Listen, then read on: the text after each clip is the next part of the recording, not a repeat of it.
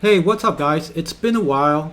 I am still here. I just took a little bit of break, but I am back.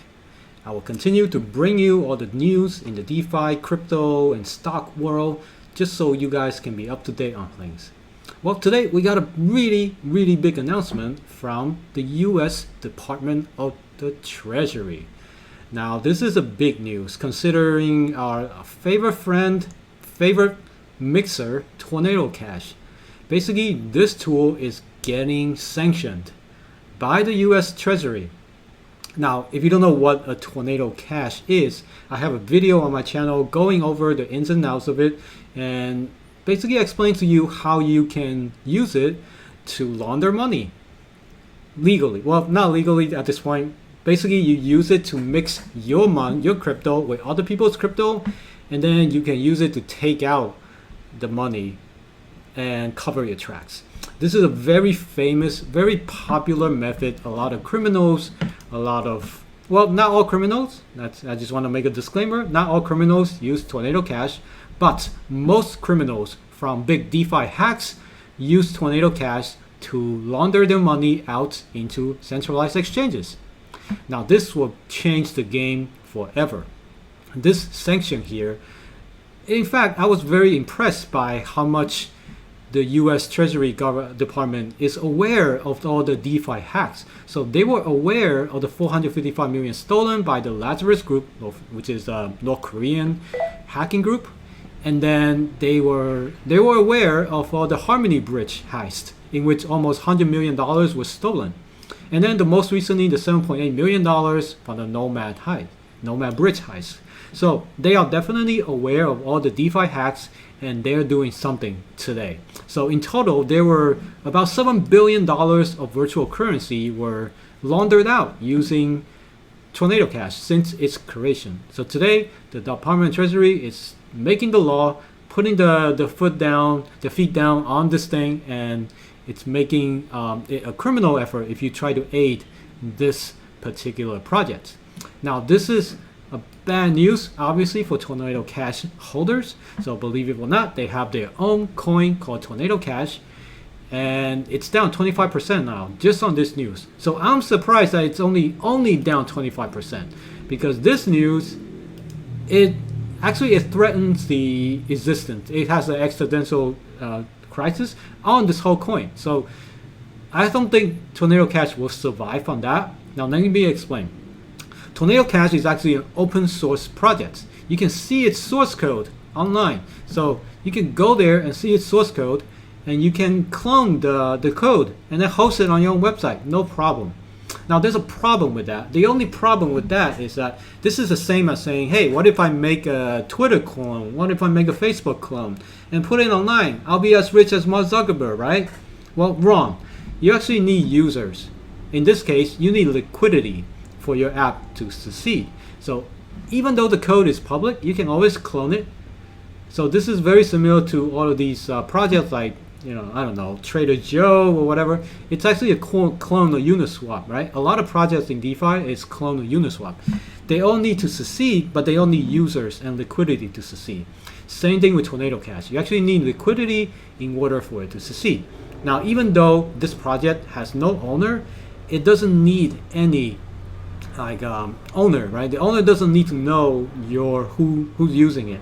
It uses zero knowledge proof to make sure that your transactions are anonymous.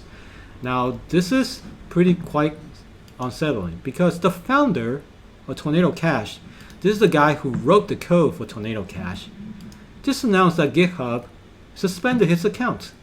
Now, if you're not a programmer, Github is where you host your code, where you can talk to other people to figure out bugs in the code and how community development for the projects. Now, GitHub is not the only platform where you can do that. There are other platforms like Bitbucket, but currently this account has been suspended. So that means all of their GitHub topics, like things that they talk about on GitHub, is gone. And while the code, it might still exist on this guy's hard drive or anybody's hard drive, you have to rehost it somewhere else. So he's questioning, is writing open source code illegal, by the way? Well, I have my take on this. So my take is that It really depends on what it does. If it's a software that allows criminals to launder money, even when it's not originally, it wasn't intended to be that, then yeah, what do you expect, right? So Tornado Cash, for all what it's worth, in the beginning, it's not created to be a money laundering tool. It's set to be a mixer. A lot of people want to anonymize their transaction, anonymize their wallets. They want to hide their identity. Sifu. Anyway, so you use a service like that and you can get the money out without people tracing where you go. Makes it harder, at least make it very hard for other people to trace you. So now this is, after the sanction, GitHub has banned his account. So obviously GitHub is listening to it's taking the US Treasury Department's notice here very seriously and immediately banned his account. Now what's even worse is that the Tornado Cash website is dead. You can't go there. So if you go there right now, you get this site cannot be reached. So this goes to the topic that I spoke about on Twitter earlier today, is that's the topic of decentralization. So isn't Web3 supposed to be decentralized, where no one can stop you? You can just do whatever you want. We don't need a government. We don't need any owners. Nobody can own anything, right? Well, turns out if you need to access the Tornado Cash website, you still need to go through a Web2 service like AWS or DigitalOcean or GoDaddy. Like website, the DNS resolvers like that, Namecheap. You need services like that in order to reach the website. So right now, when you go there, this doesn't point anywhere because the record for where this website is hosted, it has been deleted.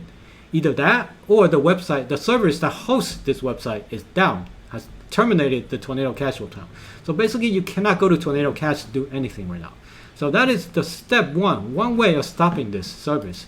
Now, is that the only way to stop? Well, another Tornado Cash owner can easily spin up the code in another service host, right? They can use IPFS, Interplanetary File System, which is a decentralized way. It's like a decentralized version of AWS. So you host your website in everybody's computer. That way, nobody can shut it down. Well, I haven't seen much projects where IPFS is actually successful. I don't know many websites that does that. I heard apparently the Tornado Cash is already hosted on IPFS. So if you really want to use it, you can still access it via IPFS. But I wouldn't count on its reliability. So I haven't had much experience with that. So if you did have experience with IPFS version of Tornado Cash, let me know how it works and if it's still working. But this is hard. This is really hard for regular users, regular Joes who wants to use Tornado Cash to use it.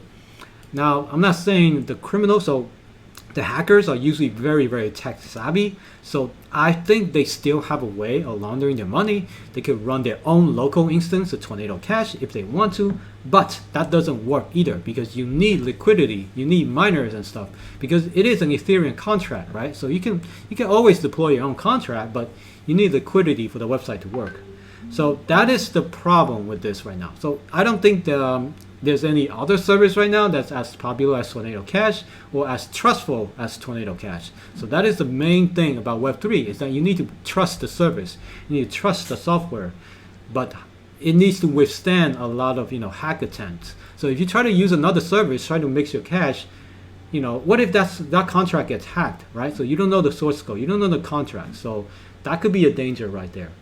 Anyway, that is the big news for now. That is the big news for today. Let me know what you think about this ban below and see if it affects you, or do you think it's a good thing for crypto? That means criminals are gonna be harder for criminals to launder the cash that they hack, right? So let me know what you think below, and I'm really happy to be back and really look forward to hear from you guys. So stay tuned for the next video. Bye bye.